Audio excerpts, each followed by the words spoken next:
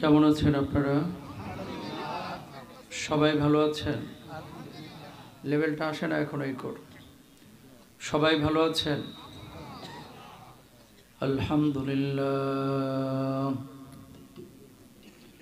আলহামদুলিল্লাহ ওয়া কাফা ওয়া সালামুন আলা ইবাদিহিল্লাযীনা ইসতাফা।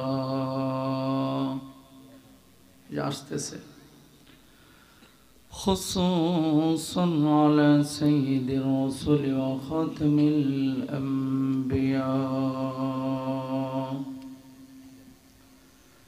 وعلى آله الأتقياء وعلى أصحابه الأصفياء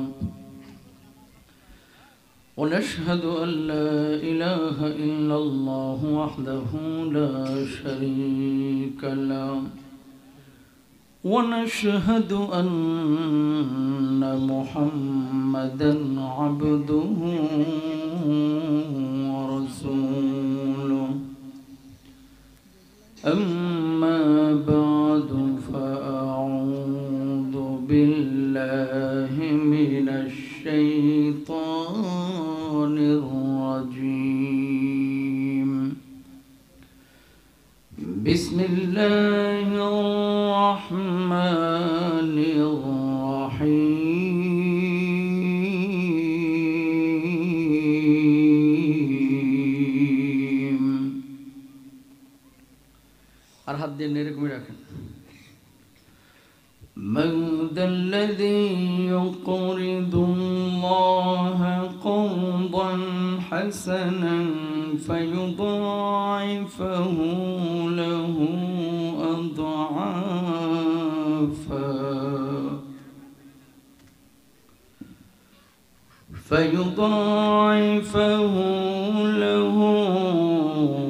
أضعافا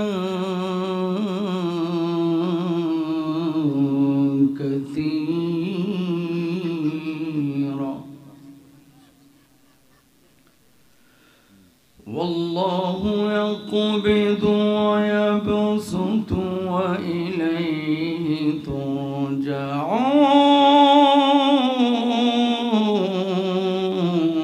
ترجعون. والله يقبض ويبسط وإليه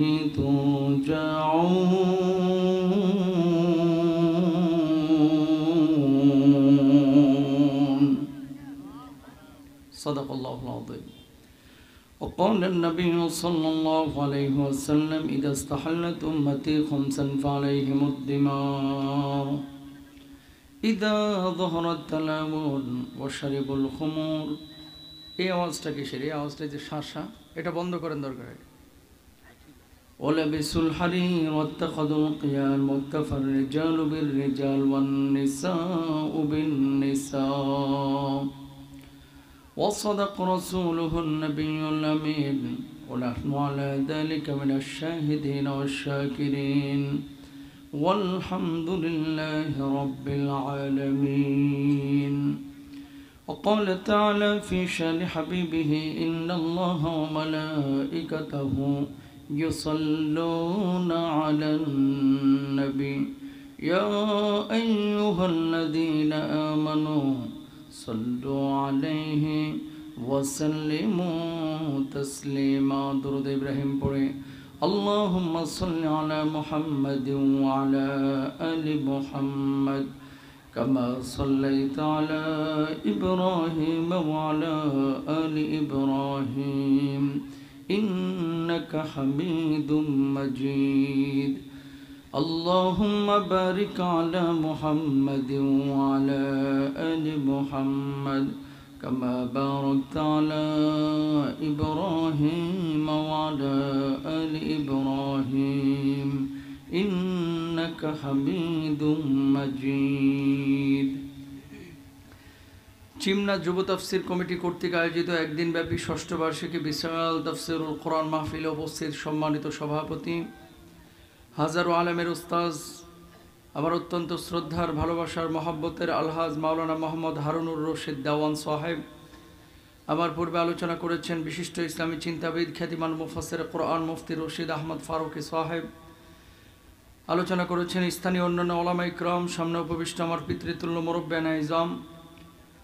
সহসভাপতিত্ব করছেন জনাব মোহাম্মদ আলমগীর হোসেন। প্রধান অতিথি হিসেবে যার নাম দেখা যাচ্ছে জনাব মোহাম্মদ মেজারুর রহমান মিজান সাহেব। সামনে উপবিষ্ট আমার পিতৃতুল্য মুরব্বিয়ানে ইজাম, সমবয়সী বন্ধুরা, স্নেহের ছোট্ট ভাইরা, পর্দার আড়ালের মা এবং বোনেরা, সবাইকে আমার আন্তরিক সালাম। আসসালামু আলাইকুম ওয়া রাহমাতুল্লাহি ওয়া বারাকাতুহু।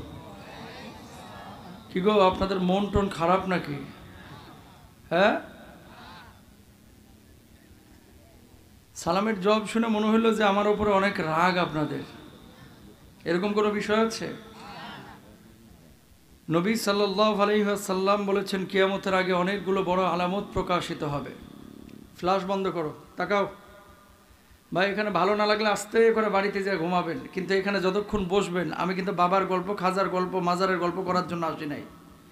ভালো লাগতেছে না, জোর করবো না, মাইকম্যান বসে থাকলেই হবে। আমি যেই কথা আর কালকে রাত্রে মনে হয় 1 লাখ মানুষ হয়েছে, এই যে আপনাদের পাশেই। আরে কি ওটার কি বলে, ভোলা মোড় নাকি? কেউ ছিলা মিডিয়ার? কেউ ছিলা? হ্যাঁ, তোমরা ছিলা কেউ? ওরে ভাই, মানুষ কয়েকটা প্যান্ডেল, তারপরও লোক ধরে না। আল্লাহু আকবার। আমি অবাক হয়েছি যে উত্তর অঞ্চলে এত মানুষ কোথায় থাকে।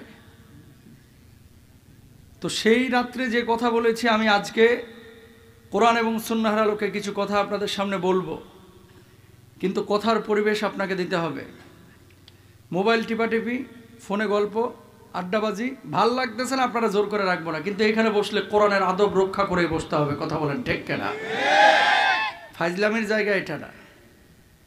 এখানে মমতাজ আসে না, আয়ুব বাচ্চু আসে না। কোরআনের কথা হবে, আল্লাহর কথা শুনবো, কোরআনের আদব রক্ষা করে। যেখানে কোরআন তেলাওয়াত হবে সেখানে কোরআনের শোনা আপনার উপরে ওয়াজিব হয়ে যাবে, ওয়াজিব হয়ে যাবে, ওয়াজিব হয়ে যাবে। ঠিক কিনা?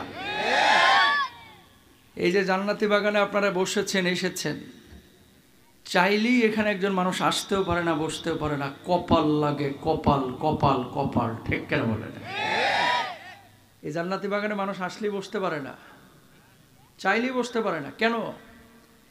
যদিও আপনি প্যান্ডেল দেখতে পাচ্ছেন এখানে, কিন্তু আসমান থেকে কিছু ফেরেশতা নেমে আপনাদের উপরে রহমের ডানাগুলো বিছিয়ে দিয়েছে না? সুবহানাল্লাহ। এখানে বলেন না, বাড়িতে যে সকালবেলায় কালার রুটি ঝাল দিয়ে খায়, তারপরে বললেন, তারপরে বসে রয়েছে। দেখেন, এই সুবহানাল্লাহ আপনার এলাকায় জোরে বললে গুনাহ টুনা হয় নাকি? উত্তর অঞ্চলের মানুষ, আপনাদের রক্ত গরম। ইসলামী আন্দোলনের সৈনিকও বেশি এখানে, কোরআনের কর্মীও বেশি এখানে। আল্লাহর নাম এমনভাবে বলবেন যাতে করে ওপারের সীমান্ত ভেদ করে দাদা বাবুদের ধুতিতে আগুন লেগে যায়। কথা বলেন ঠিক কিনা? অনেক কথা তো আপনাদেরকে নিয়ে তারাও বলে। ওই যে একজন সাংবাদিক কি যেন আছে না, ময়ূখ রঞ্জন ঘোষ, মিন মিন মিন মিন সাংবাদিক, আমার নিয়ে 4 দিন আগে নিউজ করছে কলকাতায়। বাংলাদেশে যারা উগ্রবাদী ছড়ায় ওয়াজের মাধ্যমে, আমি নাকি এদের মধ্যে অন্যতম। কেন? ওই ধুতিতে আগুন লাগাইছিলাম তো। তোরা বারবার একবার বলবি রাজশাহী আমার, ফেনী একবার বলবি আমার, 14 গ্রাম আমার, ব্রাহ্মণবাড়ি আমার, এই কি বলে কক্সবাজার আমার, চিটাগং আমার, আর আমরা ললিপপ খাবো। তোরা যতক্ষণ পর্যন্ত বাংলার বিপক্ষে কথা বলবি, আমাদের কণ্ঠ তোদের বিপক্ষে চলবে। ঠিক কেন ভাইরা? এদেশটা স্বাধীন হয়েছে তোদেরকে পরোয়া করার জন্য না, স্বাধীন হয়েছে এদেশে মানুষ স্বাধীনভাবে বাঁচার জন্য। ঠিক কিনা? এই প্রতিবাদ করার কারণে আমি এখন হয়ে গেছি উগ্রবাদী। তোরা উগ্রবাদী বল। সারা পৃথিবীর হিন্দুরা যদি ইসলামকে গালি দেয়, ইসলামের কোনো ক্ষতি হবে না। আবারও বলি, আপনার এলাকার কোনো হিন্দুর সাথে খারাপ আচরণ করেন না, খ্রিস্টানের সাথে খারাপ আচরণ করেন না, কিন্তু কোনো হিন্দু, কোনো ইসকনের জঙ্গি যদি আপনাকে আঘাত করে, আপনি ললিপপ খায়েন না, প্রতিবাদ প্রতিরোধ করতে হবে। ঠিক কিনা? হিন্দু, মুসলিম, খ্রিস্টান আমরা ভাই, সব এক আদম থেকে এসেছি। তারা এই দেশে জামাই আদরে থাকে, আমরাও তাদেরকে মহব্বত করি, ভালোবাসি। কেন বললাম এই কথাটা? আজকে মুসলমান সারা পৃথিবীর বুকে মার খাচ্ছে। প্রতি বছর 13টা থেকে 14টা দেশ আমার সফর হয়, আলহামদুলিল্লাহ। ওই যে আরটিভির ইসলামিক বিভাগের পরিচালক, কাফেলা অনুষ্ঠানটা করার সুবাদে আল্লাহ তাআলা নেয়। মুসলমানের টাকার অভাব নাই, পয়সার অভাব নাই, দেশের অভাব নাই, প্রভাব প্রতিপত্তির অভাব নাই, মায়ের খায় আবার মুসলমানই বেশি। কথা বলেন ঠিক কিনা? তা আজকে অবাক হয়েছি যে আপনাদের এলাকায় এতগুলো মানুষ, আপনারা যারা বসেছেন, আল্লাহকে ভালোবেসে এসেছেন, বসেছেন, হৃদয় মন জবানকে উজাড় করে সমস্বরে সবাই বলেন আলহামদুলিল্লাহ। আরো জোরে বলেন আলহামদুলিল্লাহ। যদিও আপনারা এখানে বসেছেন, কিছু মানুষ মেলার মধ্যে বসছে, চায়ের দোকানে বসে বসে গীবত কমিটির সভাপতির ভূমিকা পালন করতেছে। কথা কল্লা কেন? যুবকরা আয়োজন করেছে না, এই মাহফিলের কি দরকার? আর মিয়া মাহফিল ঘরে ঘরে আছে দেখে, মসজিদে হালাকা হচ্ছে দেখে বাংলার জমিনের যুবকরা এখনো মদখোর ঠিক মতো হয় নাই, পুরো এলাকায় মাদক ঢুকে নাই, কিছু মানুষ বিভ্রান্ত হয়েছে। যুবকরা জেগেছিল 5ই আগস্টের আগে, স্বৈরা শাসক তারা পালিয়েছে।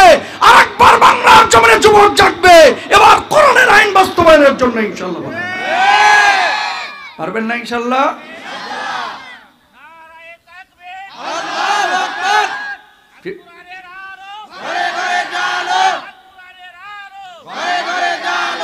মাশাআল্লাহ। ঠিক এই মুহূর্তে আসমান থেকে কিছু ফেরেশতা নেমে আপনাদের উপরে রহমের ডানাগুলো বিছিয়ে দিয়েছেন। আর আমার আল্লাহ রাব্বুল আলামিন বলছেন, মা ইয়াকুনু ইবাদি,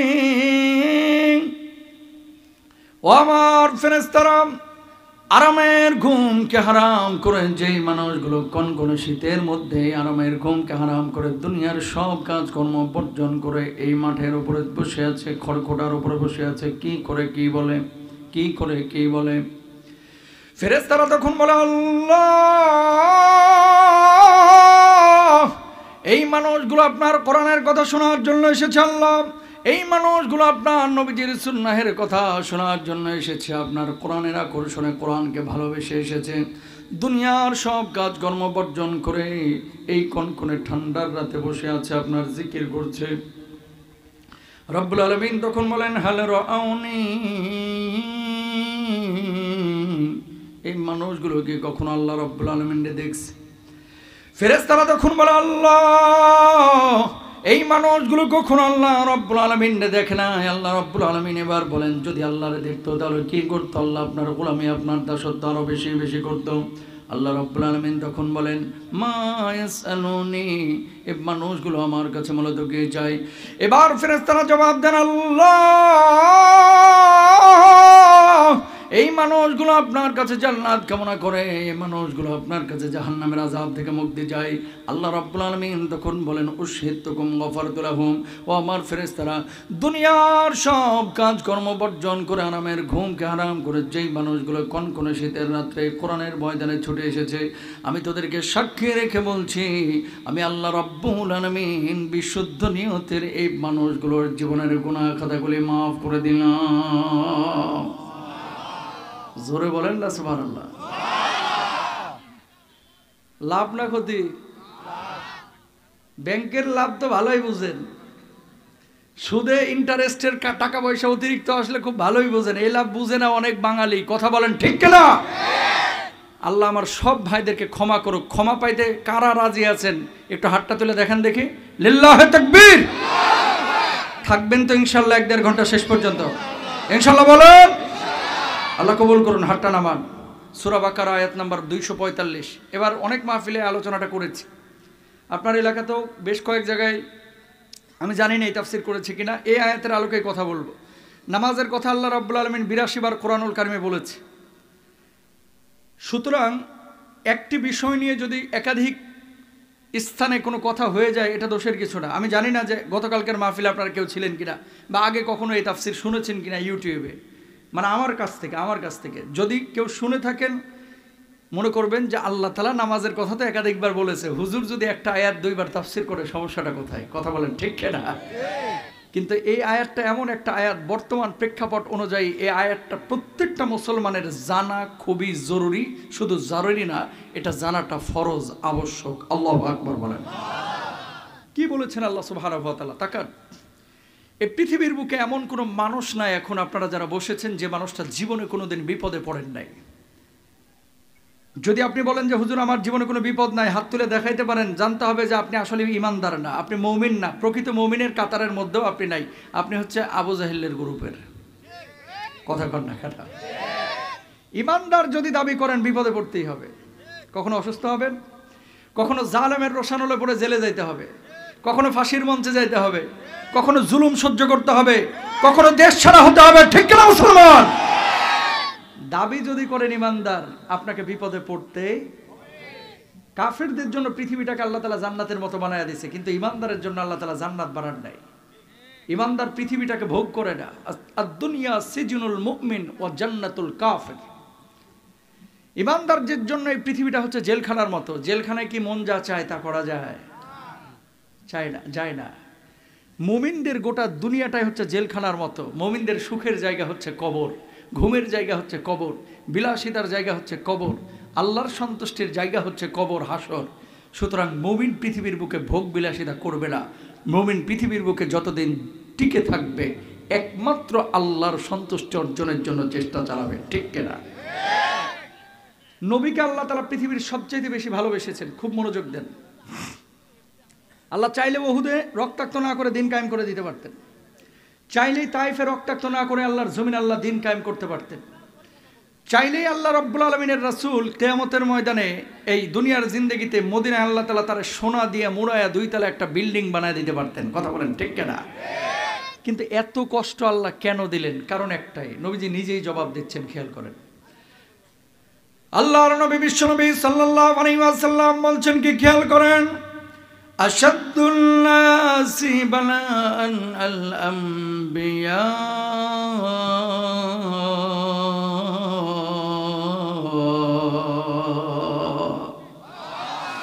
আল্লাহর নবী বিশ্বনবী সাল্লাল্লাহু আলাইহি ওয়াসাল্লাম বললেন, এই পৃথিবীর বুকে আল্লাহ রাব্বুল আলামিন সব চাইতে বেশি ভালোবেসেছেন নবী আম্বিয়া আলাইহিমুস সালাতু ওয়াস সালামকে। অথচ বেশি বিপদ আপদ আল্লাহ রাব্বুল আলামিন নবীদেরকে দিয়েছেন। আইয়ুব নবীকে আল্লাহ গোটা শরীরে ঘা দিয়েছিলেন। ইউনুস নবীকে আল্লাহ মাছের পেটের মধ্যে দিয়ে দিয়েছিলেন। ইব্রাহিম নবীকে আল্লাহ আগুনের মধ্যে নিক্ষেপ করাইছিলেন।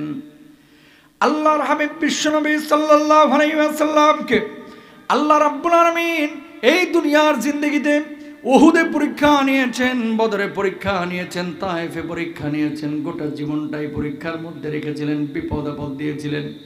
আমার আপনার কলিজার নবী একবেলা পেট পূর্ণ করে আরামে ভাত খাইতে পারে না। জোরে বলুন আল্লাহু আকবার।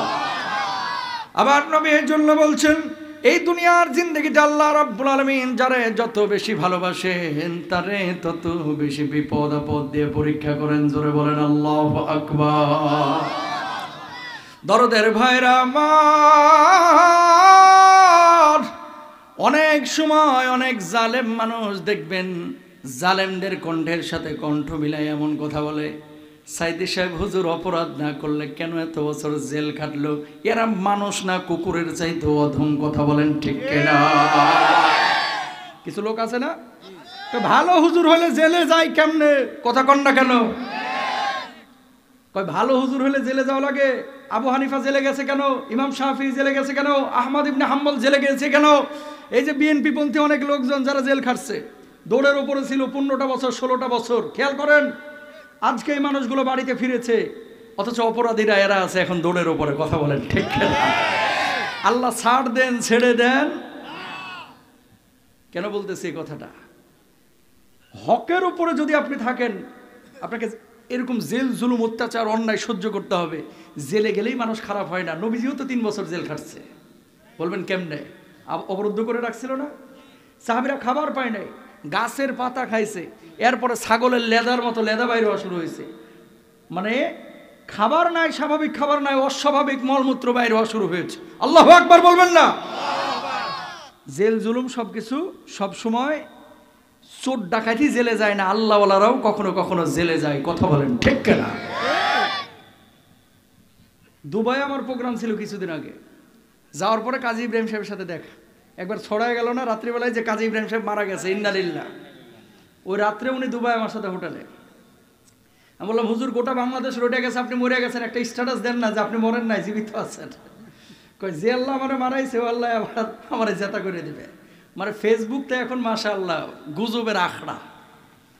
তো যাই হোক, আমি যে কথাটা বলতে যাচ্ছি, উনি একটা কথা বলেছিলেন, সেই কথাটা আমার কলিজার মধ্যে এখনো গাঁথা আছে, কানটার মধ্যে দিয়ে এখনো ওই কথাটা বাজে। কয় মুস্তাফিজ ভাই, এমন একটা সময় আসবে যেই সময়ের মধ্যে এই জালেমরা পালাবার পথ পাবে না। আল্লাহ ছাড় দেন, ছেড়ে দেন না। এটা তো হাদিসের মধ্যেই আছে, কোরআনের মধ্যে আছে। তবে মাজলুমরা এক সময় বাংলার জমিনে মাথা উঁচু করে ফিরবে, আর জালেমরা সেদিন মাথা গুজে লুকানোর পথ পাবে না। বাংলার জমিনে এই অবস্থা তৈরি হয়েছে, ঠিক কিনা?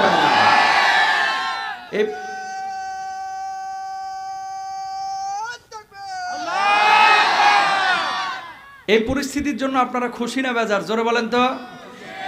সবাই খুশি তো? এই জেনজি, এই যে যুবকরা, জেনজি, এই যুবকরা জেগেছিল বিধায় বাংলার জমিনে নতুন করে নতুন সূর্যোদয়ের উদয় ঘটেছে, ঠিক কিনা ভাইরা? তো কি বলছে আল্লাহ তাআলা এই আয়াতে কারিমাই? দুইটা জিনিস। পৃথিবীর বুকে যদি মানুষের কাছে হাত পাতেন, মানুষ আপনাকে অনেক সময় সাহায্য সহযোগিতা করে। এবার আপনি বলেন যে আল্লাহ যদি আপনার কাছে কুদরতি হাত দিয়ে দুইটা জিনিস চায়, যে বান্দা আমার কাছে এই জিনিসটা দে, ইমানদার দাবি করলে আপনি অবশ্যই দিবেন। ইভেন যদি রক্ত দেওয়ার প্রয়োজন হয় আপনি রক্তও দিবেন, টাকা পয়সাও দিবেন। এটাই মুমিনের যে বক্তব্য, ঠিক কিনা? কি চাচ্ছেন আল্লাহ রাব্বুল আলামিন? খেয়াল করেন, মাদাল্লাযী ইউকরিদুল্লাহ করদান হাসানান ফায়ুদাইফাহু লাহু أضعافا كثيرا والله يقبض ويبسط وإليه ترجعون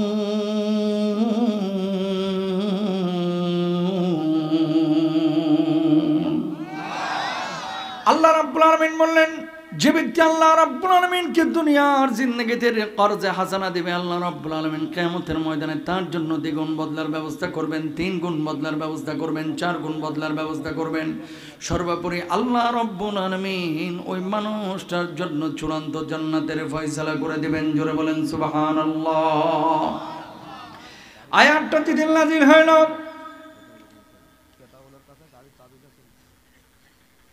ভাইজান প্লিজ,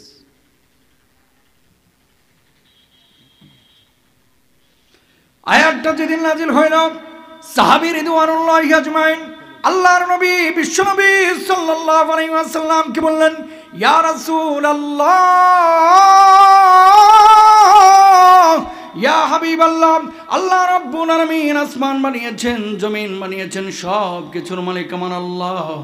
সে আল্লাহ রাব্বুল আলামিন কেন মানুষের কাছে ঋণ চাইলেন? কিছুই তো বুঝলাম না।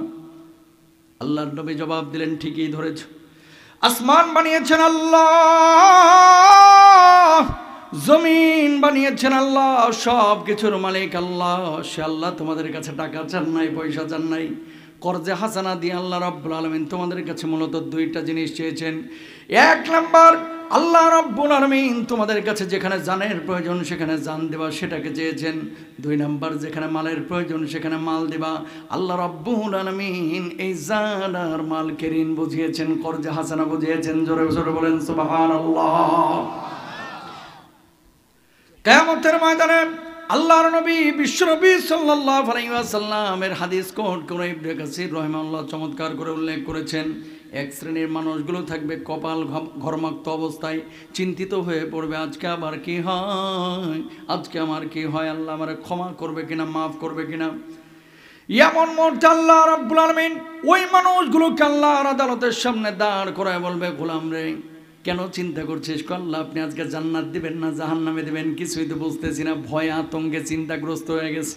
আল্লাহ রাব্বুল আলামিন এমন মুহূর্তে জান্নাতের দরজাগুলোর দিকে লক্ষ্য করে বলবে, দেখ দেখ এই দরজাগুলো কিসের দরজা?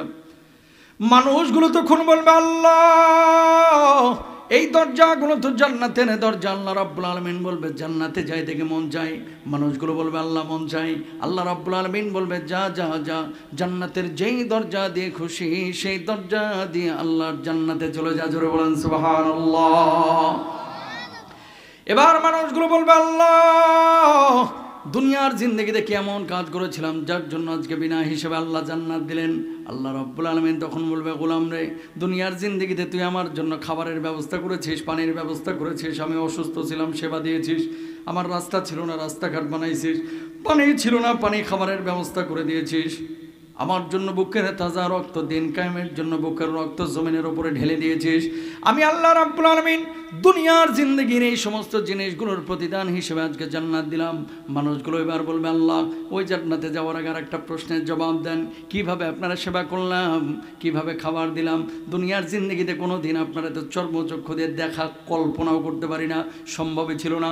এবার আল্লাহ রাব্বুল আলামিন বলবে, তোর বাড়ির পাশে যে অসুস্থ মানুষ ছিল তার যে সেবা দিয়েছিলি, অভুক্ত মানুষকে খাবার দিয়েছিলি, পানিহীন মানুষের জন্য পানির ব্যবস্থা করেছিলি, হাঁটার রাস্তা ছিল না হাঁটার রাস্তা নির্মাণ করে দিয়েছিলি, আমি আল্লাহ রাব্বুল আলামিন ওই মাখলুকের প্রতি ইহসানগুলোকে নিজের প্রতি ইহসান হিসেবে গ্রহণ করেছি, আর তার বদলা হিসাবে আমি আল্লাহ রাব্বুল আলামিন তোদের জন্য জান্নাতের ফয়সালা করে দিয়েছি। জোরে সোরে বলেন সুবহানাল্লাহ। ও দরদের ভাইরা আমার, এই জামানার মানুষগুলো নামাজ পড়তে রাজি আছে, রোজা করতে রাজি আছে, হজ করতে রাজি আছে, কিন্তু মানুষের কল্যাণের জন্য মানুষকে খাবার দিতে রাজি না, মানুষের জন্য রাস্তা বানাইতে রাজি না, মানুষের জন্য পানির ব্যবস্থা করতে রাজি না। আপনার বাড়ির পাশে মসজিদে 1 ইঞ্চি 1 হাত জায়গা ছেড়ে দিলে 2000 মানুষ এখান দিয়ে হাঁটা চলাচল করতে পারে। ও হাজী সাহেব, 2টা হাত জায়গা একটু মসজিদের জন্য ছেড়ে দেন না, মাহফিলের জন্য একটা মাঠ একটু ব্যবস্থা করে দেন না। হাজী সাহেব মাহফিলের জন্য একটা মাপ দিতেও রাজি না, মসজিদের জন্য 1 হাত কেন 1 ইঞ্চি জায়গাও দিতে রাজি না। এরকম জালেম এই এলাকার মধ্যে একটাও নাই। আছে না নাই? হজ করতেছে, প্রতি বছর উমরায় যাচ্ছে। যদি এলাকার স্বার্থে ধরেন গোটা এলাকা ডুবে গেছে, যে ভাই 2টা হাত জায়গা ছেড়ে দেন, 2 মাসের লেগে এলাকার মানুষ একটু হাঁটুক, চাচার ভাবসাব এরকম এই জমি নিয়ে কবর যাবে, কথা কন না কেন? এলাকার মানুষ রিক্সাওয়ালা, ভ্যানওয়ালা, বউ সিজার করা লাগবে, 30,000 টাকা এমার্জেন্সি দরকার, তার জমানো টাকা নাই, ধনী মানুষের কাছে যা বলতেছে, ভাই 10,000 টাকা দেন না, একটু 15টা দিনের জন্য আমি শোধ করে দেব, দিতে রাজি না, সেট করে উঠে, টাকা খালি টাকা এরকম করে, কাকা 15,000 5 দিন পরে বা 15 দিন পরে 15,000 দিব না, দিব 17,000, 2,000 টাকা সুদ, ইন্টারেস্ট, মুচকি মুচকি হাসে আর কয় টাকা কি পকেটে থাকে, চল বাড়িতে চল। এরম সুদ খুঁড়তে গোটা তানোরে একটাও নাই। ও এখানেও আছে, তানোরে আছে না নাই? এই জন্যই নবীজি বলেছেন, কিয়ামতের আগে মসজিদে মুসল্লি বাড়বে, ইমানদারের সংখ্যা বাড়বে, আসল ইমানদারের সংখ্যা কমবে। জুমার নামাজে মসজিদে ছাদে জায়গায় হচ্ছে না, কপালে 6 ইঞ্চি কালো দাগ, কাকা নামাজ পড়তে পড়তে এমন দাগ পড়ছে একেবারে কালা হয়ে গেছে, এরকম দাগওয়ালা চাচাও সুদের ডিলার নিয়ে বসে আছে। কথা কন ঠিক কিনা? কথা করেন না, এদিকে গুনগুন করেন না, তাকান। নবীজি বলছেন, ইউসবিহুর রাজুলু মুমিনা ওয়া ইউমসি কাফিরা। কলিজার মধ্যে লিখে নিয়ে যাবেন কথাগুলো, একবার মুখস্থ করে, যে আমার উম্মতের মধ্যে 1 শ্রেণীর উম্মত আসবে কিয়ামতের আগে, সকালবেলায় থাকবে মুমিন, সন্ধ্যাবেলায় হয়ে যাবে কাফের। সন্ধ্যাবেলায় থাকবে মুমিন, সকালবেলায় হয়ে যাবে কাফের। এই জামানা চলতেছে সেই জামানা। এদেশের মানুষের ধর্মীয় আবেগ বেশি, ধর্মীয় জ্ঞান কম। এই জন্য যদি বলা হয় মসজিদে যায় দোয়া করেন, দোয়া কবুল হবে, মসজিদে নামাজ পড়তে যায় না। কিন্তু বলা হয় যদি অমুক মাজারে গিয়ে যা চাইবেন তাই পাইবেন, একটা ছাগল দান করেন, খালি দেখবেন মাজারে যায় না, কিন্তু ওই মসজিদে যায় না, কিন্তু মাজারে গিয়ে পড়ে থাকে। কথা বলেন ঠিক কিনা? বাপ মা দোয়া করলে কবুল হয়, হুজুর দোয়া করলে কবুল হবে কিনা গ্যারেন্টি নাই, পিসাব দোয়া করলে কবুল হবে কিনা গ্যারেন্টি নাই, বক্তা দোয়া করলে কবুল হবে কিনা গ্যারেন্টি নাই, হইতেও পারে নাও পারে। বাড়িতে বুড়ো বাপ মা বসে রয়েছে, বাপ মা দোয়া করলে গ্যারেন্টি আছে হাদিসে যে দোয়া কবুল হবে। বাপ মার পেছনে ছুটে না, ছুটে হুজুরের পেছনে। আমি নিজে হুজুর, তাই কি হয়েছে? চূড়ান্ত বাস্তব কথা। প্রিয় ভাইরা আমার, এই জন্য আল্লাহর নবী কি বললেন? কিয়ামতের আগে মুমিন সকালবেলায় থাকবে, সন্ধ্যাবেলায় হয়ে যাবে কাফের। আয়াতটা যেদিন নাজিল হইল সূরা বাকারার 245 নম্বর আয়াত। পরের দিন আবু বকর সিদ্দিক রাদিয়াল্লাহু তাআলা আনহু মদিনার বাজারে গিয়েছেন। মদিনার বাজারে এক কিনারায় দাঁড়ানো ইহুদি কোণা থেকে বারবার ঠেস মেরে বলতেছে, আবু বকর কি শুনলাম তোমার নবীর উপরে নাকি আয়াত নাজিল হয়েছে? কয় হ্যাঁ হয়েছে। তোমার নবী এতদিন বলল আল্লাহ আসমান বানিয়েছে, জমিন বানিয়েছে, এটা আবার কেমন? আল্লাহ তোমার আল্লাহ নাকি গতদিন কর্জে হাসানা চেয়েছে, মানুষের কাছে ঋণ চেয়েছে। আবু বকর বললেন, ব্যাখ্যা অপব্যাখ্যা করবি না, কোরআনের আয়াতের অপব্যাখ্যা করবি না। আল্লাহ টাকা চাই নাই, পয়সা চাই নাই, বাড়ি চাই নাই, গাড়ি চাই নাই। আল্লাহ 2টা জিনিস চেয়েছে, জান আর মাল। এটাকে আল্লাহ কর্জে হাসানা বুঝিয়েছে। ইহুদি অপব্যাখ্যা করে আবার বলল, না না না, আমারে বুঝাইতে পারবে না, তোমার আল্লাহ আসলে একটা ফকির। জোরে বলেন নাউযুবিল্লাহ। দুইবার যখন বলেছে তোমার আল্লাহ ফকির, তোমার আল্লাহ মিসকিন, আবু বকরের কলিজার মধ্যে আগুন জ্বলে উঠছে। এই ইহুদির বাচ্চা, তুই আমারে গালি দিয়ে আমি কিচ্ছু বলবো না, আমার বাপ মারে গালি দিয়ে আমি কিচ্ছু বলবো না, কিন্তু আমার সামনে আমার আল্লাহ রব্বুল আলামিনকে গালমন্দ করবে, আমি আবু বকর হাত গুটে বসে থাকতে পারি না। জোরে বলেন আল্লাহু আকবার। আবার তৃতীয়বার আল্লাহ রব্বুল আলামিনকে যেমনি গালি দিয়েছে ফকির মিসকিন বলে, এবার যাইবি কই ডান হাতটা দিয়ে আবু বকর একেবারে হাত তুলে কইসা ইহুদের কয় কি হয়েছে? কয় আপনার সাহাবীরা তো ইহুদি ধরে ধরে মারে। কে মারছে তোমারে? কয় আপনার আবু বকর মারছে। আল্লাহর নবী বললেন আমি বিশ্বাস করি না, আমি বিশ্বাস করি না আমার আবু বকর অন্যায়ভাবে কাউরে মারতে পারে না। কয় ডাকেন আপনার আবু বকর রে, আমারে মারছে কিনা। আল্লাহর নবী সাল্লাল্লাহু আলাইহি ওয়াসাল্লাম আবু বকর রে ডাকলেন, আবু বকর কি শুনলাম তুমি নাকি ইহুদিরে মারছো? আবু বকর জবাব দিলেন, ওগো নবীজি, এই জালেম এমন একটা অন্যায় করেছে যে অন্যায়ের কারণে তারা আমি মারতে বাধ্য হয়েছি। কি অন্যায় করেছে? গতদিন যে আয়াতটা নাজিল হয়েছে, একবার না দুইবার না তিনবার আমার আল্লাহ রাব্বুল আলামিনকে ফকির মিসকিন বলে গালি দিয়েছে, এই জন্য আমি মারছি। নবীজি বললেন, কি রে ইহুদি, কেন গালি দিয়েছিস? আপনার আবু বকর মিথ্যা কথা বলছে, আপনার আল্লাহর আমি গালি দিই নাই। আবু বকরকে নবীজি বললেন, তুমি মিথ্যা কথা নাকি বলতেছো? আবু বকর জবাব দিলেন, ইয়া রাসূলুল্লাহ, ঈমান আনার পর থেকে আবু বকরের জবান দিয়ে কোনোদিন মিথ্যা কথা বের হয় নাই, কোনোদিন মিথ্যা কথা বাইরে হয় নাই। মেরাজের পরে সর্বপ্রথম স্বীকৃতি আমি তো দিয়েছিলাম, আপনি তো আমার সিদ্দিক উপাধি দিয়েছিলেন। ওগো নবীজি, আমি সত্য কথা বলছি। নবীজি চিন্তার মধ্যে পড়ে গেলেন, ইহুদি বিচার দাবি করছে, যদি বিচার না করে গোটা মদিনা ইহুদি ছড়ায় দেবে। মুহাম্মদ সাল্লাল্লাহু আলাইহি ওয়াসাল্লাম নিজ গোত্রের লোক দেখে বিচার করে নাই, ঠিক কিনা? চেয়ারম্যানের পোলা অনেক সময় যদি অপরাধ না করে, এই মিয়া কি হয়েছে, মুরগি থাকলো তো কি হয়েছে, মুরগি দেহ নাই জীবনে, এটা কি রাজশাহী চিড়িয়াখানা থেকে আইছে নাকি? আর দানের মুরগি এখানে বান্ধা কে? আরে আল্লাহ, এই যাক দানের মুরগি যেখানে খুশি যাক যাক, ওটা যদি মনে করেন ছুটে যায়, জানবেন যে ওর হায়াত আছে, আল্লাহ ছুটাই দিছে। কত ধরনের যে ঝামেলা মাহফিলে আসে, কখনো সাপ আসে, কখনো মুরগি আসে, কখনো কুত্তা আসে। আলহামদুলিল্লাহ। শোনেন, এগুলো আল্লাহর ইশারা। আপনাদের যে গেট আপ সেট আপ মাহফিলের, মাশাআল্লাহ, দেখেন আকাশ থেকে কুয়াশাও নাই, আজকে পরিবেশটা একটা জান্নাতি পরিবেশ। কথা বলেন ঠিক কিনা? ওই যে দেখেন ফুরফুর করে বাতাস আসতেছে, মাশাআল্লাহ, সুবহানাল্লাহ বলেন না? কালকে রাত্রে এক হাত সামনে দেখা যায় না, এত কুয়াশা, এত সুন্দর একটা ওয়েদার। যাই হোক, মুরগির সাবজেক্ট শেষ। যেখানে বলতেছিলাম, আল্লাহ নবী চিন্তার মধ্যে পড়ে গেছেন। অনেক সময় চেয়ারম্যানের ছেলে অপরাধ করে নেই, কিন্তু এলাকার মজলিসে তাকে বেকসুর খালাস দেওয়া হয়েছে যে ও অপরাধ করে নাই, বলে ও চেয়ারম্যানের পোলা তো এর লেগে আজকে ছেড়ে দিল। কথা কোন ঠিক কিনা? তো নবীজি সাল্লাল্লাহু আলাইহি ওয়াসাল্লাম বলতেছে, আবু বকর, ও যে আল্লাহরে গালি দিয়েছে কোনো প্রমাণ আছে? কারণ ও তো বিচার চাচ্ছে। আবু বকর বলছে, ইয়া রাসূলুল্লাহ, কোনো প্রমাণ তো নেই। কয় তাহলে কিছু মনে করো না, যেভাবে তুমি থাপ্পড় মেরেছো, একটা থাপ্পড় মেরে দেখ শোধবোধ হয়ে যাক।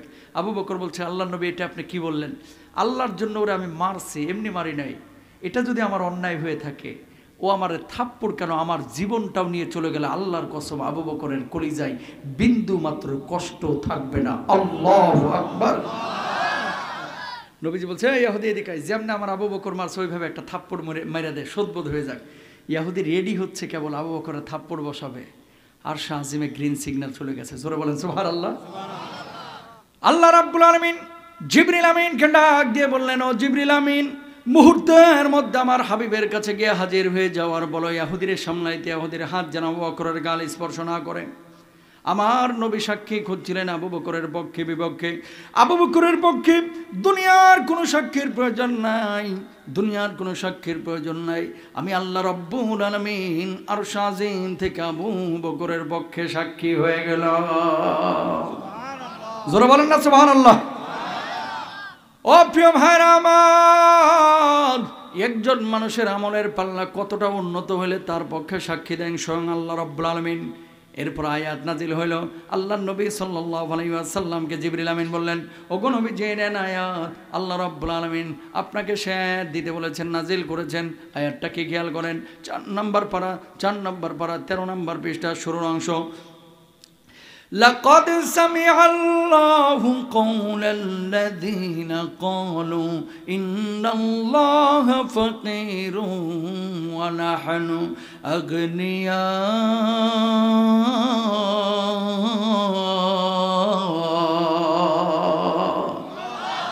জোরে বলেন না আল্লাহু আকবার। প্রিয় ভাইরা আমার, আল্লাহ রাব্বুল আলামিন তার কথা শুনেছেন, জায়াতের অপব্যাখ্যা করে আল্লাহ রাব্বুল আলামিনকে গালমন্দ করেছে, ফকির মিসকিন বলেছে। ও কলিজার ভাইরা আমার, আল্লাহর রাসূলের সম্মান ইজ্জত রক্ষা করা এটা ইমানদারের দায়িত্ব, আছে না নাই? এটা কি ফরজ না সুন্নত? জোরে বলেন, ফরজ না সুন্নত? যেই কোরআনুল কারিমে আল্লাহ রাব্বুল আলামিন নামাজ, রোজা, হজ, যাকাতকে ফরজ করেছে, ওই কোরআনুল কারিমে আল্লাহ রাব্বুল আলামিন আল্লাহকে, আল্লাহর নবীকে আনুগত্য করার কথা, ভালোবাসার কথা বলেছে। গালি দিয়ে কখনো কোনো ব্যক্তিকে ভালোবাসা যায় না, ভালোবাসার জন্য তাকে ভালোবাসার মতোই ভালোবাসতে হয়, ঠিক কিনা? তাকান, আবু বকর আপনার আমার চাইতে নামাজ কম পড়তো না বেশি? রোজা কম করতো না বেশি? হজ কম করতো না বেশি? কথা বলেন না। আপনাদের নারায়ণগঞ্জের এমপি সাহেব প্রতিদিন 70 থেকে 80 রাকাত তাহাজ্জুদ পড়তেন। ইবলিসও বিশ্বাস করবে না এই কথা, কথা বলেন না কেন? আপনারা বিশ্বাস করেন? আমি নাম নিতে যাচ্ছি না, বিশ্বাস করেন? তাকান, এবার নিজের এলাকায় তাকান, একটু তানোরের মধ্যে আলহামদুলিল্লাহ কিছু যুবকদের এখন পরিবর্তন হচ্ছে, ওয়াজ মাহফিল শুনে, মাহফিলে গিয়ে ইসলামী আন্দোলনের সাথে যুক্ত হয়ে, অথবা ভালো মানুষের সাথে চলাফেরা করে। মনে রাখেন, গাঞ্জাখোরের সাথে যেটা চলে এটা গাঞ্জাপটি হয়, কথা কন না কেন? আর এলাকার মধ্যে যেগুলো গাঞ্জাখোর দেখবেন খুঁজে খুঁজে হিরঞ্চিগুলোকেই খুঁজে, এর সাথেই বন্ধুত্ব। আর ভালো মানুষ যেগুলো ভালো মানুষ, ও ভালো মানুষের সাথেই চলে, কথা বলেন ঠিক কিনা? আপনারা কি ভালো মানুষের পক্ষে নাকি গাঞ্জাখোরের পক্ষে? যারা চাঁদাবাজি করে এলাকায় তাদের পক্ষে থাকবেন? অলরেডি কিন্তু অনেকে চাঁদাবাজি করে এলাকার মধ্যে। আমি সমন্বয়ক। তুই কোথাকার সমন্বয়ক? ভাবি বিশ্ববিদ্যালয়, ভান্ডারিয়া বিশ্ববিদ্যালয়, কৌতুক বাইরে হয়েছে না, কথা বোঝেন নাই? কি করে এই চাঁদাবাজি করতেছে, আমি অমুক দলের লিডার। চাঁদাবাজ কখনো কোনো দলের লিডার হইতে পারে না, কথা বলেন ঠিক কিনা ভাই না? সে যেই দলেরই হোক। তাকান, এলাকায় পরিবর্তন হচ্ছে, যুবকরা দাড়ি রাখা শুরু করছে। আগে টাকনোর উপরে কাপড় নিচে পড়তে, এখন উপরে পড়া শুরু করছে। কোরআন হাদিস নিয়মিত স্টাডি করতেছে। মাহফিলগুলো পুরো বাংলাদেশে আমরা তো ঘুরি প্রতিদিন, প্রতি রাত, এই যে চলতেছে। মুরব্বীদের চাইতে যুবকদের পরিবর্তনটা এখন বেশি। যুবকরা জেগেছে বিধায় 5 আগস্টের আগে বিএনপি পারে নাই, জামাত ইসলামের ভাইরা পারে না। অনেক লোক চেয়েছিল হাসিনারে সরাইতে পারে নাই, যুবক জেগেছে। হাসিনা পালাইছে দিল্লিতে, অন্যান্য স্বৈরাচারগুলো পালাইছে, ঠিক কিনা ভাইরা?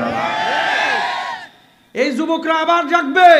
যুবক যদি চাই যে তানোরের মধ্য থেকে এক রাত্রে সব মদখোরকে আউট করে দিব, এই যুবকরা এক রাতে চাইলে সাফ করে ফেলতে পারে, ঠিক কিনা ভাইরা?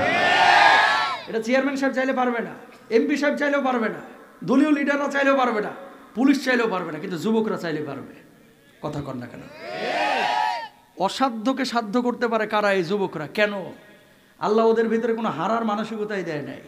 আপনারা খালি বলেন ভিডিও গেমস খেলে, খালি বলেন মেয়ে নিয়ে ঘুরে, খালি বলেন এদের দিয়ে কিচ্ছু হবে না। কে বলছে? এই যুবকদের দিয়েই, বিশ্বাস করেন, এই যুবকদের দিয়েই আগামীর বাংলায় কালেমার পতাকা উড়বেই উড়বে ইনশাআল্লাহ।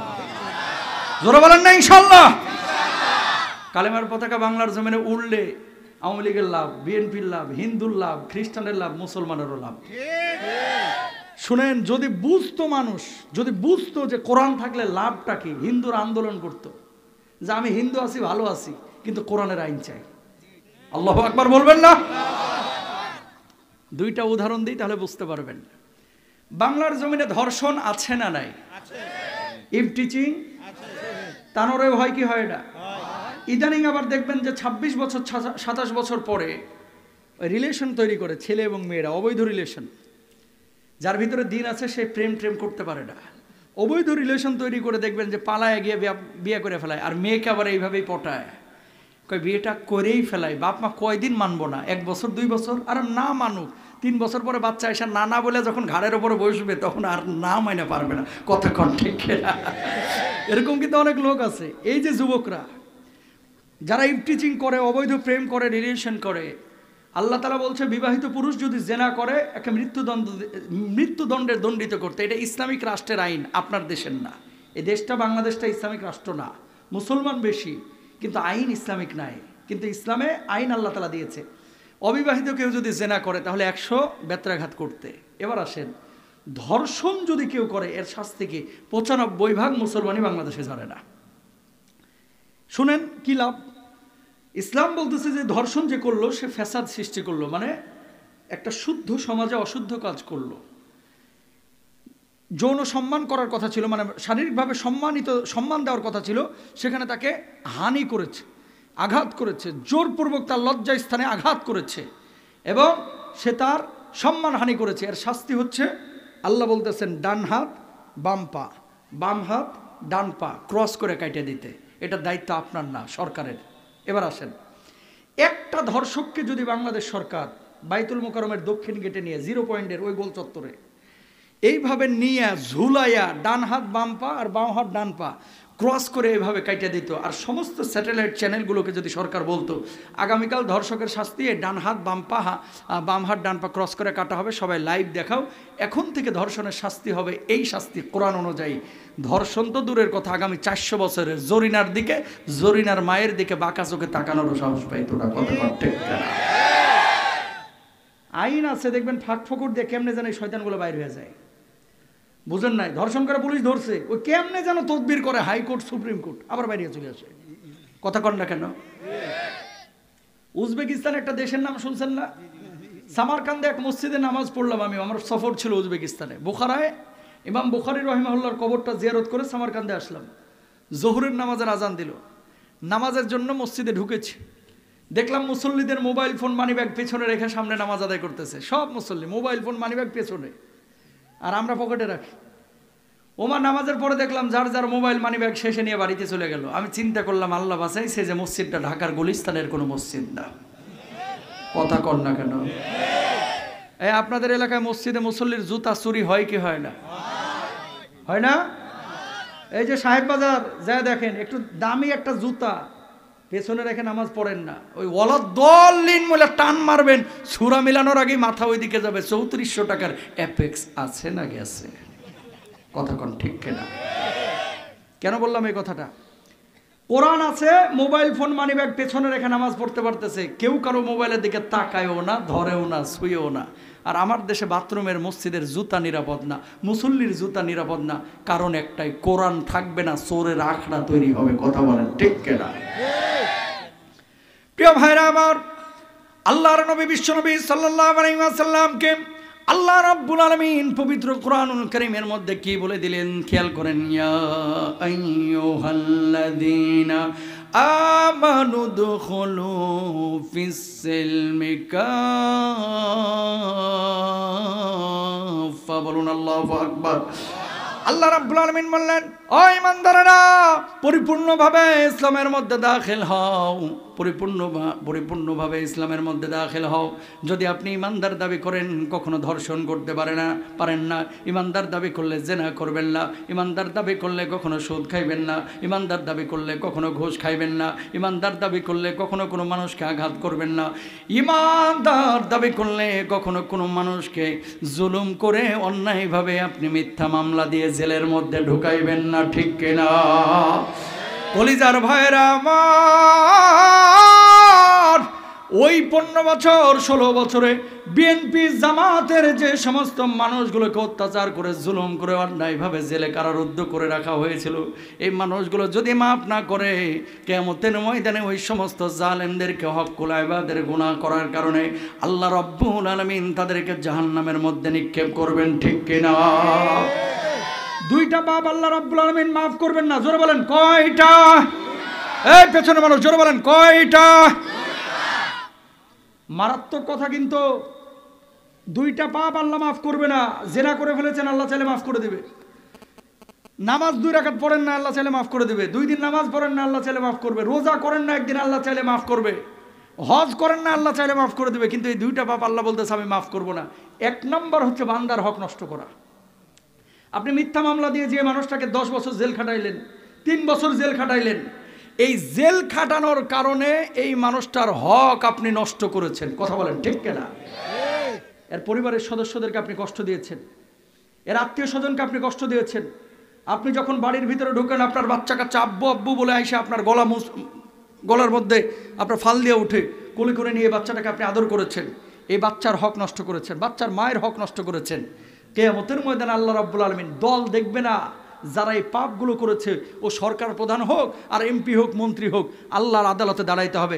আল্লামা সাইদি সহ আমাদের নিজামী মতিউর রহমান নিজামী সহ যারা অনেক বিএনপির ভাইরাও আছেন, যাদেরকে বছরের পরে বছর জেলের মধ্যে আবদ্ধ করে রাখা হয়েছিল, একেবারে আপ টু ডাউন, উপর থেকে নিচ প্রত্যেকটা মানুষকে কিয়ামতের ময়দানে আল্লাহর আদালতে দাঁড়াইতে হবে।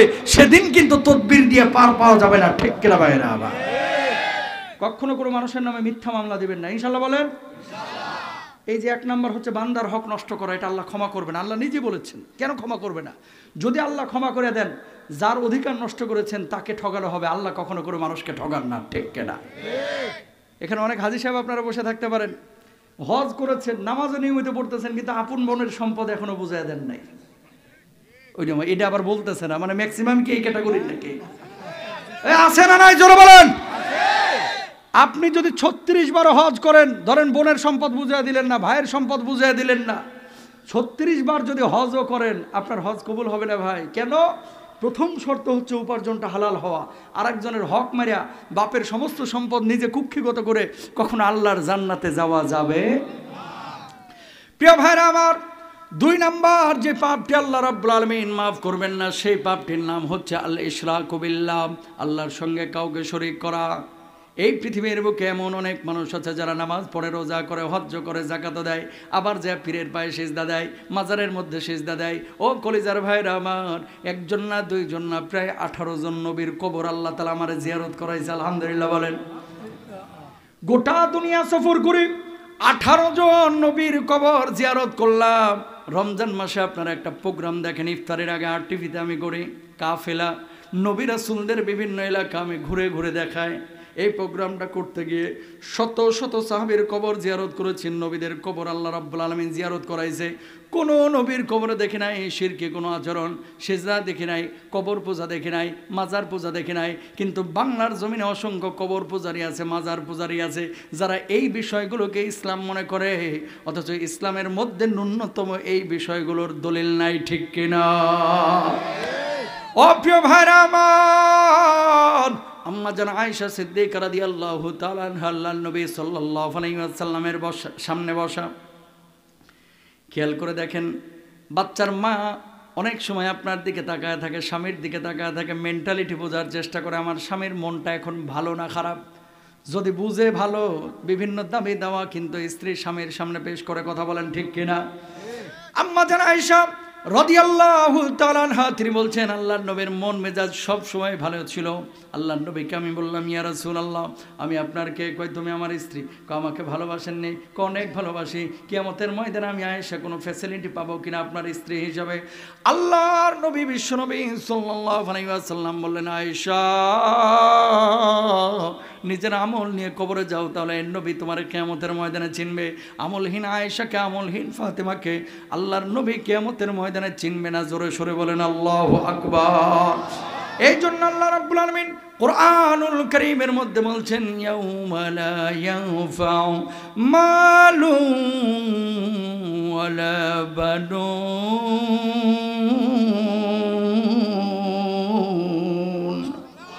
জোরে বলেন আল্লাহু আকবার। কেউ কারো উপকার আসবে না কিয়ামতের ময়দানে। নিজের আমল নিয়ে নিজের কবরে যাইতে হবে। আর এই দেশের মানুষ দেখেন, হক্কানি পীরাউলিয়াদের কাছে যাবেন দিন শিখার জন্য, খালি হুক্কুর হাক্কুর করার জন্য না। কথা বলেন না কেন? Don't mind. কিছু কিছু মানুষ গান বলে আপনাদের এলাকায় দেখবেন, ফকিরের মতো ভাব, সাপের মতো পেঁচানো লাঠি নিয়ে ঘুরতেছে, লাল নীল হলুদ লাল শালু পরে থাকে, দাঁতগুলো মাজে না, দাঁতগুলো একেবারে তরমুজের বিচির মতো কালো, চুলে এমন জটা, গায়ের পাশ দিয়ে হাইটে গেলে ছাগলের মুতের মতো গন্ধ বাইরে হয়। কথা কর না কেন? খালি লারা মারে আর মাঝে মাঝে গানের সুর লয়। কি কয়, কিরামান কাতিবিন রোজ হাশরের দিন আল্লাহর দরবারে যদি করে অভিযোগ, আমি বলবো দুনিয়ায় ছিলাম খাজা বাবার লোক। খালি কইয়া দেখেন না, মার কি ওপরে হবে না নিচে সুদ্যা? এই শুনেন, পৃথিবীর বুকে নিজের আমল ছাড়া কবরে না গেলে কোনো বাবাই, কোনো মায়ে আপনার কবরের জিন্দেগিতে, আখিরাতের জিন্দেগিতে পার করতে কেউই পারবে না। কথা বলেন ঠিক কিনা? নিজের আমল লাগবে, নিজের আমল। নূহ নবীর নাম শুনছেন না? এই 5 মিনিট হয়েছে না, বন্ধ করো। নূহ আলাইহিস সালাতু ওয়াস সালামের নাম শুনছেন না? নূহ নবীর নাম, তাকান। লেবাননে ওনার কবরটা জিয়ারত করলাম, লেবাননে 72 হাত লম্বা কবর, কবরের উপরে লেখা ইদা সাআলতা ফাসআলিল্লাহ ওয়া ইদা ইসতাআনতা ফাসতাইন বিল্লাহ। আল্লাহু আকবার বলেন। মানে কি 72 হাত লম্বা কবর মানে বুঝেন, আপনার মতো ছিল না, অনেক বড় দেহের অধিকারী ছিলেন। কবরের উপরে লেখা যদি তোমার কোনো সাহায্যের প্রয়োজন হয় সরাসরি আল্লাহর কাছে চাও, খবরদার কবরের নবীর কাছে কোনো কিছু চাইও না। আল্লাহু আকবার বলেন। আইয়ুব নবীর নাম শুনছেন? আইয়ুব নবীর কবরটা জিয়ারত করলাম, সামনেই একটা কূপ রাখা আছে। জিজ্ঞেস করলাম এই কূপটা কিসের? কই যেই কূপে ওনাকে নিক্ষেপ করা হয়েছিল ওই কূপ থেকে এখনো পানি বের হয়। একটাবার কল্পনা করেন তো ভাই, কেন বলতেছি এই কথাটা? গুলিস্তান থেকে আমার বাসা হচ্ছে 8 কিলোমিটার। আপনারা যারা ঢাকায় গিয়েছেন, রাষ্ট্রপতির যে বাড়িটা, বাড়ির উল্টা দিকে দেখবেন কিছু জ্যোতিষী বাবা, হাত বাবা, গণক বাবা বসে থাকে। হাত দেখে আপনি এভাবে দেখাইবেন, 200 টাকা নেবে, আর দেখে বলবে যে আগামী 2 মাস পরে আপনার 2টা বড় বড় বিপদ আছে। এই সমস্ত জিনিসগুলো কোনো মুসলমান বিশ্বাস করতে পারে? কোনো জ্যোতিষীর কাছে যাবেন না, কোনো গণকের কাছে যাবেন না। যদি যান তাহলে ঈমান থাকবে না, কারণ আপনি মনে করতেছেন যে এই জ্যোতিষী, এই গণক হয়তো বা আপনার ভাগ্য নিয়ন্ত্রণ করে। ভাগ্য নিয়ন্ত্রণ করেন যিনি, তিনি কে? ওয়াল কদরি খায়রিহি ওয়া শাররিহি মিনাল্লাহি তাআলা। ভালো এবং মন্দ সব কিছু যিনি নিয়ন্ত্রণ করেন তিনি কে? তো আইয়ুব নবীর কবরের সামনে যে কূপটা, এই কূপের মধ্যে এখনো পানি বাইর হয়। যদি এই পানিটা বাংলাদেশে থাকতো, বা কূপটা যদি বাংলাদেশে থাকতো, যার অধীনে থাকতো, ওই এসালম গ্রুপের মতো ধনী হয়ে যেত। হুজুর কেমনে? দেখেন এদেশের মানুষের ধর্মীয় আবেগ বেশি, জ্ঞান কম। ওই কূপের পানি হোমিওর কাছের বোতলের মধ্যে ঢুকাইতো, তারপরে শুরু করতো, স্বামী স্ত্রীর অমিল, আপনি কি অবাধ্যকে বাধ্য করতে চান? মনের মানুষকে কাছে টানতে পারছেন না? আপনি কি বিদেশ যেতে আগ্রহী? আপনি কি আপনার আমেরিকার ভিসা পেতে চান? আর দেরি নয়, আজই চলে আসুন গুরু বাবার কাছে। এক ফাইল মাত্র 600 টাকা, 600 টাকা, সব মুশকিল আসান হয়ে যাবে। বিশ্বাস করবেন, ঈমান থাকবে না। কুফরিকা মানে আকীদা পোষণ করার কারণে ঈমান থেকে খারিজ হয়ে যাবে, ঠিক কিনা? ভালো মন্দ নিয়ন্ত্রণ করে কে? প্রিয় ভাইরা আমার, আল্লাহ রাব্বুল আলামিন এর জন্য কি বলছেন খেয়াল করেন। লা ইন আশরাকতা লা ইয়াহবাতান্না আমালুকা ওয়া লা তাকুনান্না মিনাল খাসিরিন।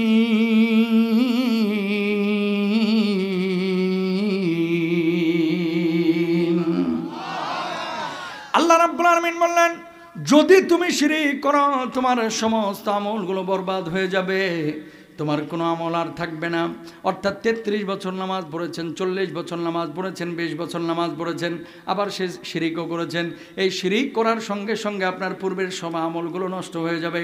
ইন্নাহু মান ইউশরিক বিল্লাহ ফাকাদ হারামাল্লাহু আলাইহিল জান্নাহ। কোনো ব্যক্তি যদি শিরিক করে, আল্লাহ রাব্বুল আলামিন ওই শিরিক করার কারণে তার জান্নাতটাকে হারাম করে দেবে। জোরে বলেন নাউযুবিল্লাহ। ও কলিজার ভাইরা আমার, আল্লাহর নবী সাল্লাল্লাহু আলাইহি ওয়াসাল্লামের একজন সাহাবী ছিল, মুশরিক সাহাবী, যার নাম হচ্ছে আব্দুল্লাহ যুল বাজদাইন।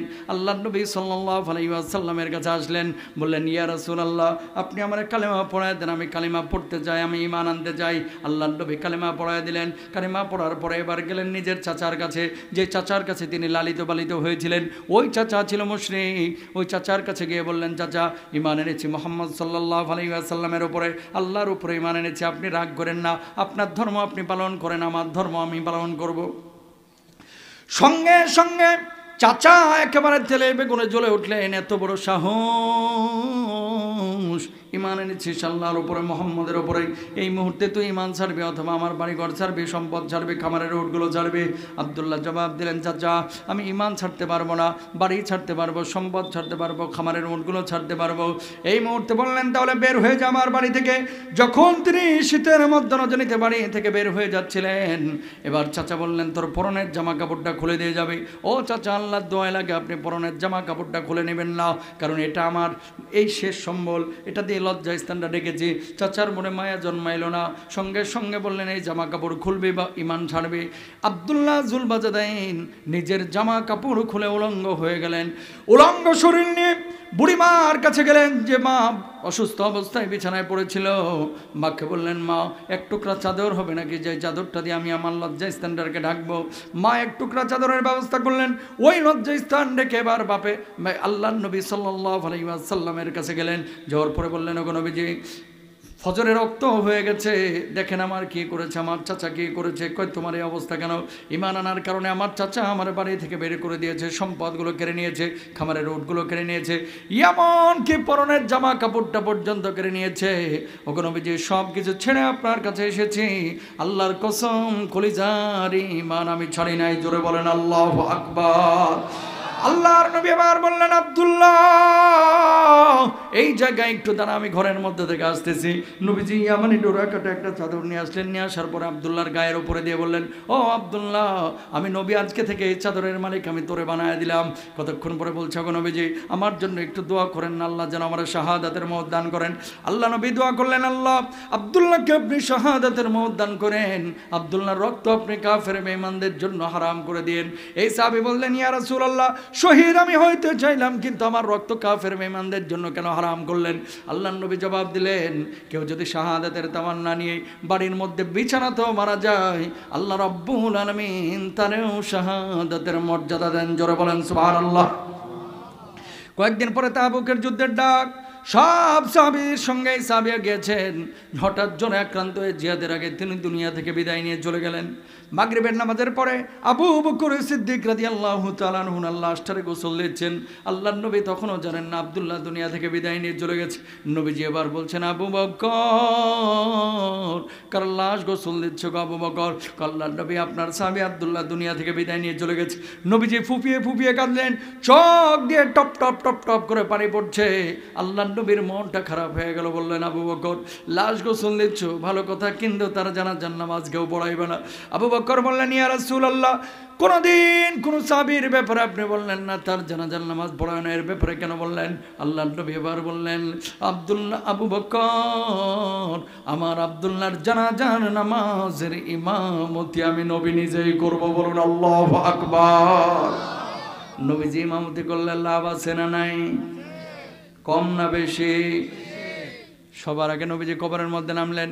আবু বকর, ওমর, তোমরাও কবরের মধ্যে নামো। কবর একটা পৃথিবীর শ্রেষ্ঠ তিনজন মানুষ সেই কবরের মধ্যে দাঁড়ানো।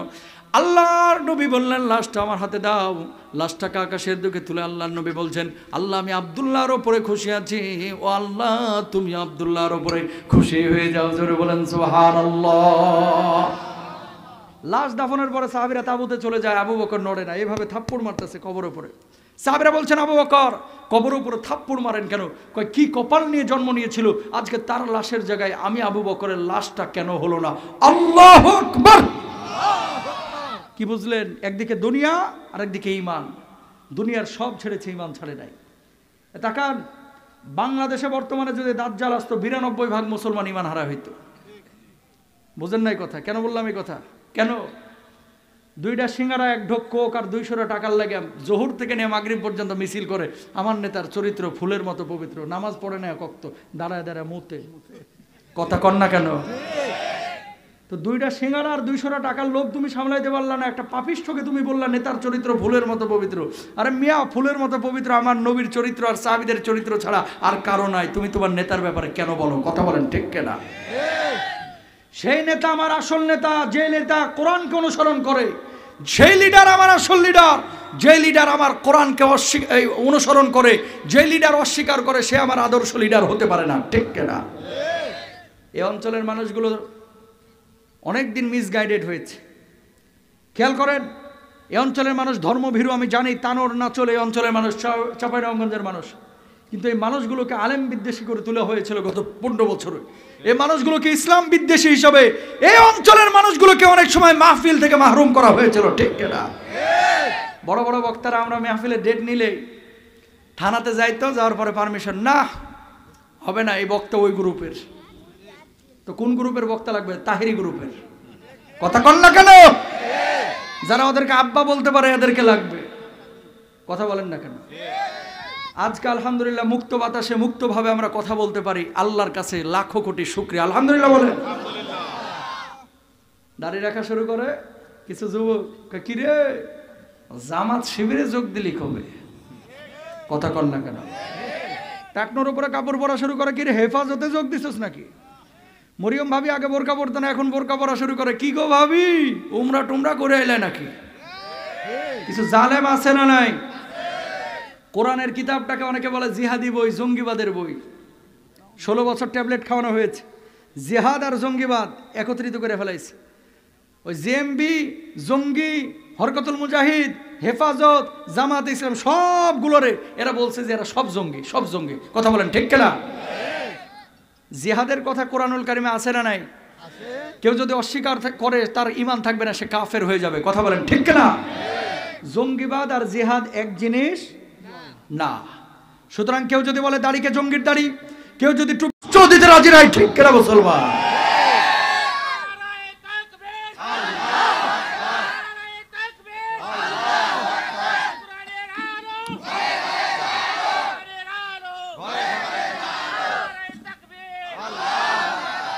আপনারা কি ওই গ্রুপে থাকবেন? কথা কয় না। ওই গ্রুপে থাকবেন? লিডার যেই দলেরই হোক, বিএনপি হোক, আওয়ামী লীগ হোক, জামাত হোক, আমরা কোরআনের পক্ষে, যে তার পক্ষে আমরা ইনশাল্লাহ। বলেন না? দুঃখ লাগে ভাই, কলিজা ফাইটে যায়। সামনের কাতারে নামাজ পড়ে, কপালে 6 ইঞ্চি কালো দাগ, অথচ কোরআনের পক্ষের শক্তি একজন ভোটে দাঁড়াইছে, আরেকজন দাঁড়াইছে হিন্দু। এই হিন্দুটারে ভোট দেয়, তারপরে কোরআনের পক্ষের লোকরে অনেকেই ভোট দেয় না। কথা বলেন ঠিক কিনা? এলাকা মাহফিলে লোকের অভাব নাই, অথচ ভোট কেন্দ্রে গেলে অনেকে ভোট দেয় না। কেন? আশঙ্কার মধ্যে থাকে যে কোরআনওয়ালা ও কি বুঝে। শুনেন, কোরআনের জ্ঞান যার ভিতরে নাই, ও রাজনীতি, আপনি দুনিয়াবী রাজনীতির কথা আপনি বলতে পারেন, কিন্তু আখিরাতের রাজনীতি, আখিরাতের রাজনীতি আল্লাহ রাব্বুল আলামিনের কাছে কিয়ামতের ময়দানে সব দল কিন্তু প্রায়োরিটি পাবে না। ইমানদারদের 2টা দল, একটা হচ্ছে ডানপন্থী আর একটা হচ্ছে মুখোমুখি দল, এরা প্রায়োরিটি পাবে। আর একটা দল থাকবে আসহাবুল মাশআমাতি মা আসহাবুল মাশআমা, বামপন্থী দল। এদেরকে আল্লাহ রাব্বুল আলামিন জান্নাত তো দূরের কথা, জান্নাতের ঘ্রাণও দেবে না, জাহান্নামের মধ্যে নিক্ষেপ করবে। জোরে সোরে বলেন নাউজুবিল্লাহ। প্রিয় ভাইরা আমার, তো একদিকে ঈমান, আরেকদিকে দুনিয়া। শিরিক কখনো আমরা করব না। বাড়িতে যে বাপ মা আছে, আল্লাহ সুবহানাহু ওয়া তাআলা কি বলছে দেখেন, সূরা বনী ইসরাঈলের 12 নম্বর আয়াত, 22 নম্বর আয়াত, তারপরে সূরা নিসার 36 নম্বর আয়াতে আল্লাহ সুবহানাহু ওয়া তাআলা কি বলছেন? আল্লাহ রাব্বুল আলামিন বলছেন, ওয়াবুদুল্লাহ ওয়া লা তুশরিকু বিহি শাইআ ওয়া বিল ওয়ালিদাইনি ইহসানা।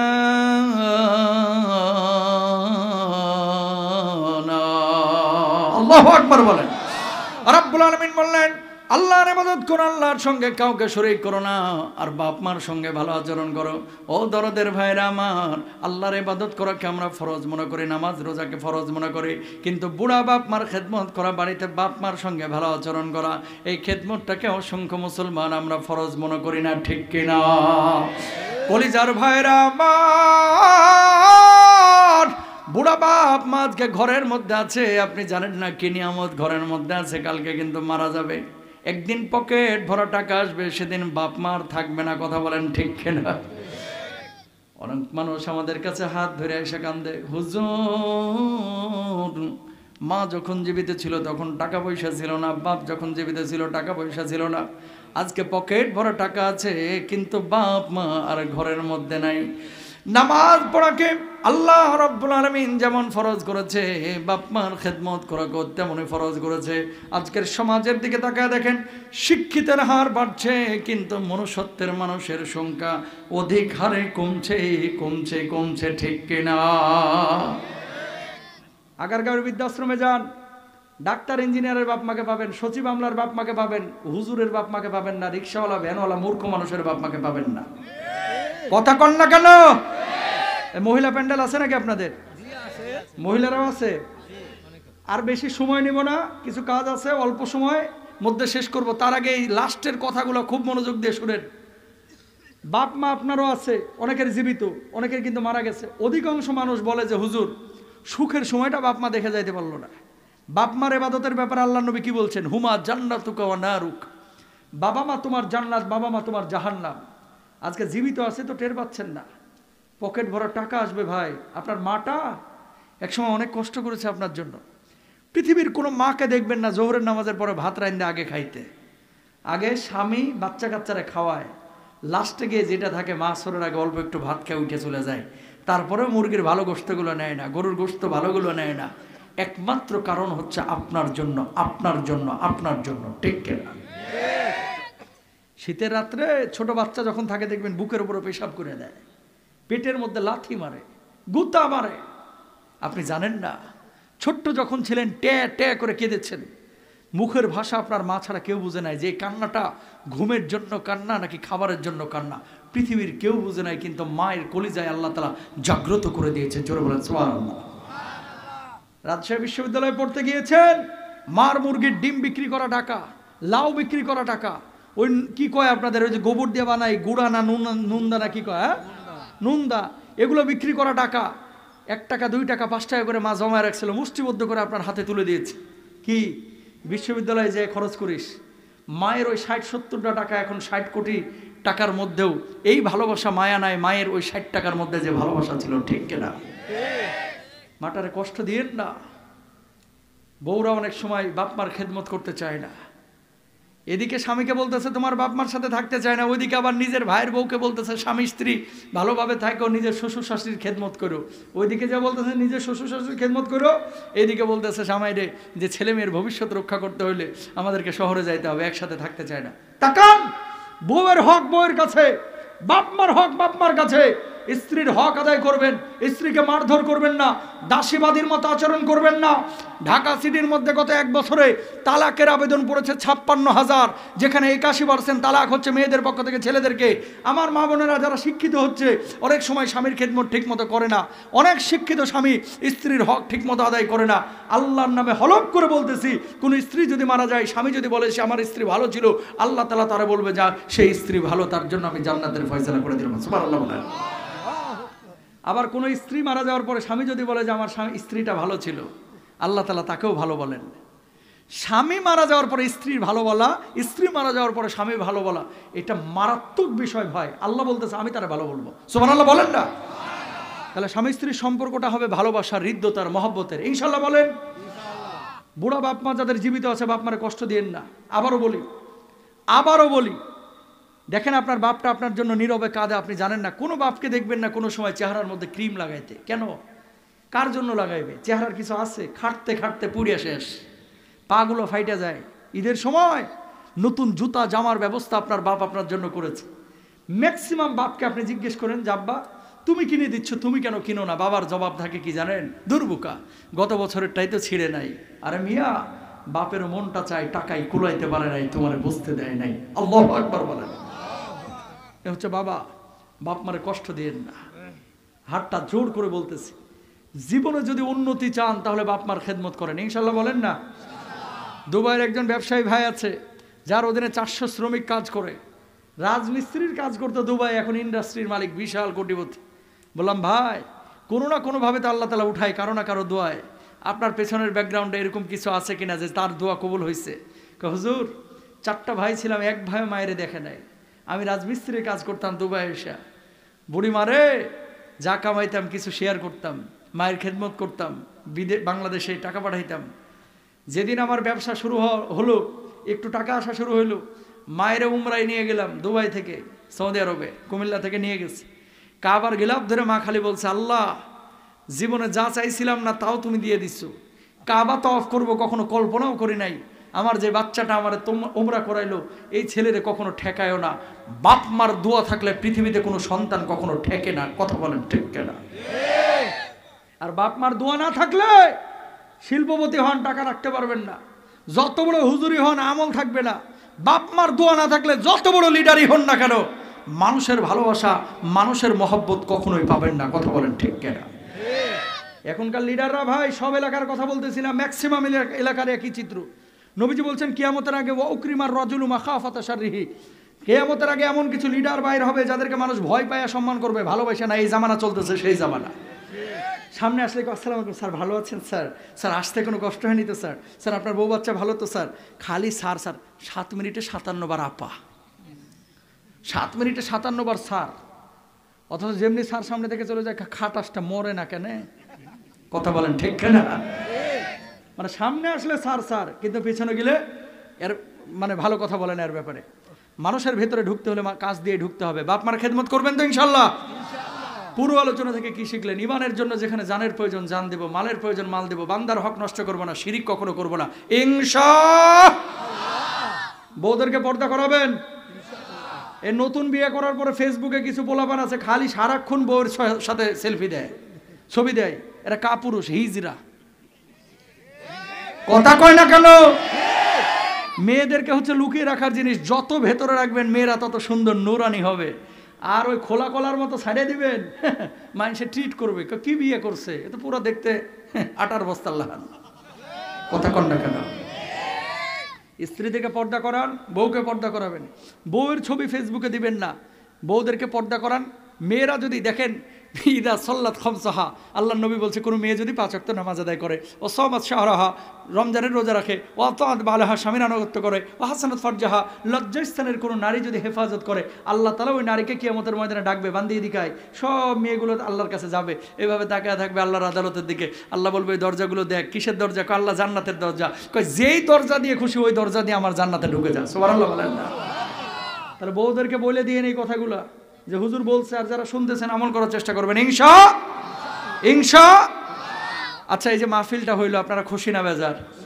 প্রতি বছর হোক চান না? মাহফিলের জন্য কিছু আদার্স খরচ হয়েছে।